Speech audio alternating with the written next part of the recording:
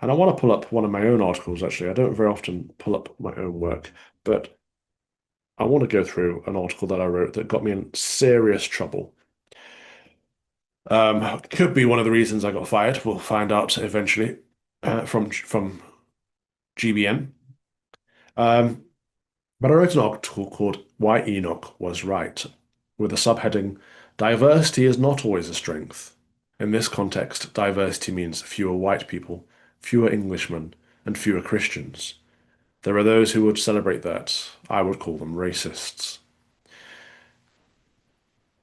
Enoch Powell wrote or spoke of warnings of the situation we find ourselves in today, a couple of decades ago, and he was called a bigot, and he was called racist, because he was ahead of the curve.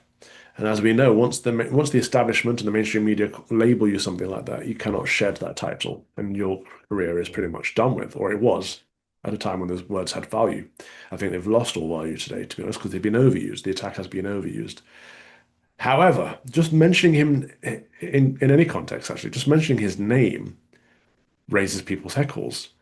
Even people that consider themselves conservative, even people that think they are awake to the manipulation of the mainstream media and the establishment, the elite, so-called. Why? So I want to raise this topic because he pointed out what would happen, and it's happened, and worse, actually. The situation is worse than what he spoke about in his Rivers of Blood speech. But just bringing up his name, people will say, you can't talk about him. Why are you going over the deep end? Why are you going racist? Like, clearly, I'm not racist. I don't actually belong to a race. I'm mixed race, right? I'm of the black race and the white race. I have a white parent and a black parent. And so, well, I suppose I could still be racist. I could be racist to all the other races. Or I could be racist to either of those. But I'm not racist. I hate everyone equally. I kid. I love everyone equally. Um, but I broke down his Rivers of Blood speech. And I wrote about it from, as you can see in the opening paragraphs, from a mixed race perspective. My father's family are from Jamaica, and my mother's family are English, as far back as we can trace. And I wanted to talk about how this affects our country, but how it affected me personally as someone from both of these races. And so I did. And if you scroll down, there's those statistics similar to what we've been talking about this week. Visa entry clearance grants to come and live in the UK between 2005 and 2022. And we can see that massive spike, the Boris wave, I think we call it now, that hit during COVID of visas. So this is legal migration, mass legal migration into the UK, massively spiked. And so that's going to have an impact, right?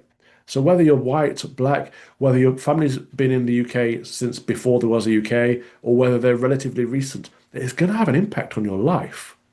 If you suddenly import a load of people who aren't from this place, who don't care about this culture, who don't have this faith, who don't have our values, it's going to impact you in some way, shape, or form. Otherwise, if you don't believe that, you must believe that all people have the same values, and that's clearly a lie. It's clearly untrue. So open borders don't work for many reasons. And I start off by saying the strain on public institutions, which is, of course, quite actually, I'd say, quite a centrist argument. We don't have enough schools. We don't, the hospitals are too full. We don't have enough social care. The welfare system can't cope. These things are true, but it's not the crux of the matter. The more immediate problem is the breakdown of social cohesion. So culture and values, and what I get to later, I think, is and faith too. These things are what are more important and more immediate. So the response to this was, well, there is no English culture, there is no British culture, and I give some examples. The English language, including the written works of the King James Bible and William Shakespeare, two sets of canon, and the Book of Common Prayer, that have changed and shaped the entire world, right? So the English language is fundamentally important to Western civilization.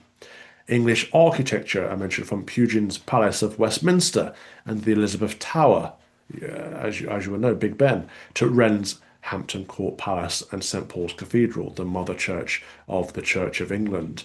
This is an architectural style that isn't only found in England, but began and was influenced by England. English food. And people say there's no such thing as English food. From a good old fry up, the English breakfast, to the Sunday roast, something I certainly can't find out here in America. Either of those things, actually. But there are many more, from a shepherd's pie to a pork pie. And yes, the good old-fashioned Indian. The curry is British food, believe it or not. English entertainment ranging from the Royal Ballet to Punch and Judy, from highbrow to lowbrow. So the English culture is extensive, varied, and beautiful. It does exist. It is a thing. To deny it is racist. Uh, and our heritage is important to us, and we want to protect it. And so then one of the retorts to that is, well, most of these things didn't begin in England, such as tea, from Asia, or beer from Germany, or fish and chips from wherever. It doesn't matter. They were adopted, some of these things. They were cultivated, some of these things. They were adapted, some of these things. Doesn't matter. They have become British culture for hundreds of years. And that means they've stood the test of time. A good old-fashioned cup of tea is probably the most English thing you could think of. It doesn't matter where the tea was grown. It doesn't matter who first had a cup of tea in world history. It is part of our lifestyle. When we get stressed or depressed, or when we have any bad news, or when we have any good news, the first thing we do, have a cup of tea. It's a part of our life. I happen to have been born in Robin Hood country in the Midlands around Sherwood Forest, where we have the legacy or the legend of Robin Hood stealing the taxes back from the elite to give them back to the people that they actually belong to in the first place. Again, part of our heritage, part of our culture, part of our literature, and all these things add up to create a culture. So the people that say there is no culture, well, it's like the old, what's the idiom of a fish cannot recognize water, right? So we're living in it, or swimming in it at all times. So it's hard to see it because it's intangible, but it certainly exists. And when you come out of it, when you step out of it, I've been in America for a few months now. I can certainly see things that aren't here that do exist back home, and things that I miss, and they are part of my culture. And so this isn't a left or right issue. This isn't actually I mean, it's a political issue, but it's not a partisan issue. This is a cultural issue. And so if I skip down to what is it that Enoch Powell pointed out? Well, in this country, in 15 to 20 years' time, the black man will have the whip over the white man, he said. Now that is inflammatory language. Of course it is, but it gets the message across. First and foremost, that isn't a quote from Enoch Powell. That was something that someone said to Enoch Powell. But it's true, in that quite literally, over the riots we had, whoa, 5 years ago now. Goodness me, Black Lives Matter swung by, didn't it? Flew by. We literally had the black man holding the whip over the white man. We had white man kissing the black man's boots. These aren't metaphors. This is quite literally what happened. Um, and so it was seen as righteous somehow, but it's harmful, and it's going to be increasingly harmful as the um, the white man, using the term man in its original context to mean people, becomes a minority in a white country. If the so-called minorities, which will no longer be minorities, are allowed to continue with this entitled perspective of victimhood, that somehow the white man is the thing that's held them down and is their enemy, what's going to happen when they become the majority? Is there going to be a white genocide in Britain similar to what we're seeing in South Africa right now? That should concern you, regardless of your race. And so he went on here talking about the number of dependents. Now, the numbers that he's talking about are just a scratch on the surface compared to what we have right now.